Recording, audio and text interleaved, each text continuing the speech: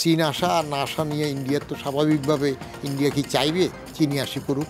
কার পাওয়ারের উপর দিয়ে কে যাবে? তখন চীন যদি এখানে প্রজেক্টের মধ্যে আসতে চায়, ইন্ডিয়া অবশ্যই পছন্দ করবে না। তারা এত কঠিন ডিসিপ্লিনের মধ্যে থাকে যে তারা নেতৃত্বের বিরুদ্ধে যায় না। ওয়াকুরুজ্জামান যে প্রথম ওখানে নাম নিল, কাদের নাম নিল?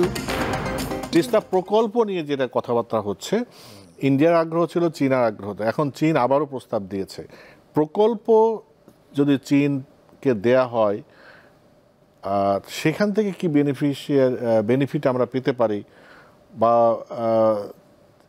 এখানে চীন আসলে আমাদের কি লাভ হবে, বা ভারতের কোনো দুশ্চিন্তার কারণ আছে কিনা? চীন আসলে প্রকল্পের কি করবে? প্রকল্প পানি কি নিজেরা টিউবওয়েল দিয়ে মাটির থেকে উঠাবে, না ইন্ডিয়ার পানি আসতে হবে? বলেন, সেটা আগে ঠিক করেন। প্রকল্প তো আমরা সরকারি সবগুলো করলাম। আমি আইএমএডি সেক্রেটারি থেকে প্রকল্পের বাস্তবায়ন দেখতে যাইয়া অনেক ভিতরের নারী নক্ষত্র দেখি। করবেটা কি? এমনি ইন্ডিয়া আসা আর চীন আসা আর না আসা নিয়ে ইন্ডিয়ার তো স্বাভাবিকভাবে ইন্ডিয়া কি চাইবে চীনই আসি করুক? চাইবে না। তার গ্লোবাল পলিটিক্সের মধ্যে চীনকে এখানে মাতব্বরি বেশি করতে দিবে নাকি? দিতে চাইবে না, স্বাভাবিক। ইন্ডিয়া এটা পছন্দ করবে না। আর চীন আসলে আমাদের লাভ কতটুকু হবে সেটা নির্ভর করবে আমাদের কম্পোনেন্ট কী থাকবে, আমরা কি করতে পারবো তাদেরকে দিয়ে। আপনি কে চায়? আমার প্রতিবেশী এখন কি চাচ্ছে?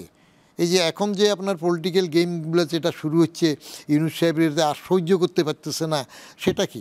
এটা হলো খেলা, পাওয়ার লবি, পাওয়ার। কার পাওয়ারের উপর দিয়ে কে যাবে? তখন চীন যদি এখানে প্রজেক্টের মধ্যে আসতে চায়, ইন্ডিয়া অবশ্যই পছন্দ করবে না, দরকার নাই। কিন্তু উজানের দেশ হিসাবে তো ইন্ডিয়ার জন্য সুবিধাজনক অবস্থান সবসময় আছে। আর শক্তির দিক থেকে কেউ কি জোর করে আমাদেরকে পানি, ওদের অনেকগুলা যে বাঁধ তার দিয়ে পানি আটকায়, ওটা কাইটা কি কয়না দিতে পারবে? পারবে না তো। এটা খুব কঠিন জিনিস। আপনি উজানের দেশ থেকে পানি আনবেন, তার যদি সদিচ্ছা না থাকে। আপনি ছোট্ট একটা জিনিস দেখেন, ফিলিস্তিনে কি ঘটতেছে। জাতিসংঘ একটা তো ক্লাব, আমি বলি আমাদের ঢাকা ক্লাব অন্য ক্লাবের মতো আড্ডা দেয়, গল্পগুজব, কিন্তু ওইটা তো কিছু করতে পারে না। পারতেছে নাকি? মিডল ইস্টের এতগুলো মুসলমান দেশ কিছু করতে পারতেছে? তো ঠিক এখানেও সেটা হবে, প্রকল্প নেবে। হ্যাঁ, আমার ভিতরের কিছু যদি সংস্কার করতে চায়, যে পানি ধরে রাখার জন্য যদি রিজার্ভার করতে চায়, সেটা প্রকল্পে সেটাই আছে। যদি সেটা মজুদভাবে করতে পারে, পানি রেখে দেয়া, ধরা, তাহলে ওই বর্ষাকালে যখন পানি অটোমেটিক তাদের লাগে না, দেবে, সেটা রাখতে পারলে ওইটার লাভ হবে। না, প্রকল্পে সেটাই আছে, দীর্ঘদিন প্রকল্পে আছে সেটা। আপনি এবং আরো অনেক কম্পোনেন্ট আছে, সে ডিটেলসে আমরা গেলাম না। আমরা একটা অন্য প্রসঙ্গে আসি। বড় রাজনৈতিক দল, আপনি বাজাদ যাকে বলছেন, বাংলাদেশ জাতীয়তাবাদী দল, একটা আলী, একটা বাজাদ, একটা আলী, বাজাদ, আর জামাতকে কি বলেন? আলী জামাত তো আগে বিবেচনা ছিল না, এখন হালে। কিন্তু এখন যে বিএনপি এবং জামাতে যে একটা দ্বান্দ্বিক সম্পর্ক দেখতে পাচ্ছেন কিনা? আসবে। কারণ জামাত হইল সবচেয়ে কৌশলী দল। আপনি খেয়াল রাখেন, আমি মাঝে মাঝে বলি যে জামাতের লোকজন কমিউনিস্টের চাইতে বেশি সুশৃঙ্খল। তাদের যে কি তবগা আছে, রোকন টোকন হয়ে উঠে, তারা এত কঠিন ডিসিপ্লিনের মধ্যে থাকে যে তারা নেতৃত্বের বিরুদ্ধে যায় না। এই যে এবার আন্দোলনের সময় কথা উঠলো না, শোনা গেল না, যে শিবিরের সমস্ত ছেলেপেলে ছাত্রলীগে ঢুকে আগ থেকে কায়দা করে এইভাবে ঢুকছে। জামাত সবসময় তার অস্তিত্বের জন্য স্বাধীনতা বিরোধী শক্তি হিসাবে বিএনপির কাঁধে গিয়েছিল, বর করে সুবিধা নিয়েছে।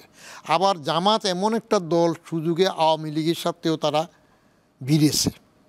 আবার আওয়ামী লীগ গোলাম আজমের দেওয়ার জন্য তো এক প্রেসিডেন্ট নির্বাচনে আওয়ামী লীগও হুজুরের কাছে গেছে, হ্যাঁ, গোলাম আজমের কাছে। আবার বিএনপিও তো গেছে, দেওয়ার জন্য গেছে না প্রেসিডেন্ট নির্বাচন একটাতে, মনে নাই?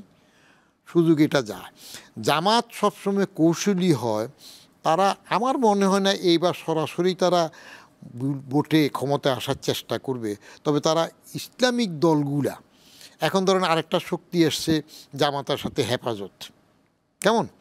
তো ওয়াকুরুজ্জামান যে প্রথম ওখানে নাম নিল, কাদের নাম নিল? জামাতের ডাক্তার শফিকুর রহমান, হেফাজতের মামুনুল হকের নামও নিয়েছে।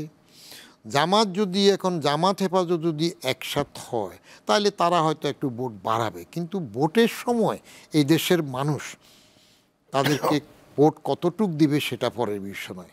বিএনপি এখন জামাতের সাথে দ্বান্দ্বিক অবস্থানে কেন যাচ্ছে? যেহেতু বিএনপি চাচ্ছে, বাজার সবসময় চাচ্ছে তাড়াতাড়ি ইলেকশনটা হোক, জাতীয় নির্বাচনটাই শুধু অন্তর্বর্তী সরকারের বড় কাজ, সংস্কারও তার বড় কাজ না। কনস্টিটিউশন সংস্কারের জন্য তো বিদেশি একজন নিয়ে আসছে। এর আগে 111 সরকারের সময় বিদেশি আনছে, বাইরে যারা থাকে এই দেশের সাথে যোগাযোগ থাকে না, তো ওরা সংস্কার তাদের মতো করবে। হ্যাঁ, রাজনৈতিক সংস্কার বা কনস্টিটিউশন সংস্কারের যে কাজগুলো থাকে সেগুলো বাইরের পণ্ডিত দিয়ে করিয়ে আপনি জোর করে চাপাতে পারবেন না, ওটা রাজনৈতিকভাবে সমাধান হওয়াই ভালো। দ্বান্দ্বিক অবস্থানটা আসতেছে এই জন্য যে বিএনপির সাথে বাজাদের সাথে মিলিমিশে জামাত বোধহয় এখন আর তাদের অধীনস্থ থাকতে চাচ্ছে না। জামাতের এমন একটা ধারণা বাইরে বাইরে মিটিং টিটিং করে যে তারা একটা শক্তি সঞ্চয় করতে পেরেছে, এবং তাদের সাথে যদি অন্য ইসলামিক দলগুলো হলো না, এই দেখা করলে ডাক্তার শফিকের সাথে দেখা হইলে আবার মির্জা ফখরুলও আবার দেখা করতেছে অন্যগুলোর সাথে, তারা একজোট হতে পারলে তারা হয়তো একটা শক্তি হবে। তাদেরকে চাচ্ছে না, দ্বান্দ্বিক অবস্থানটা ক্ষমতার কারণে। আর জামাত এখন চাচ্ছে সংস্কারগুলা হোক, নির্বাচনটা পরে হোক, যত দেরি হবে তাদের জন্য একটু অর্গানাইজ করতে সুবিধা হবে। আর বাজার চাচ্ছে যত তাড়াতাড়ি হয় তা বা গরম থাকতে থাকতে তারা তাড়াতাড়ি রুটি নিতে শিখতে পারবে, যেহেতু আলী নাই, দেরি হইলে আবার অন্যেরা আসবে, ছাত্ররা আসবে, এরা হবে, এটা স্বাভাবিক। পাওয়ার লবিতে এরকম হবেই, কে কারে ল্যাংবার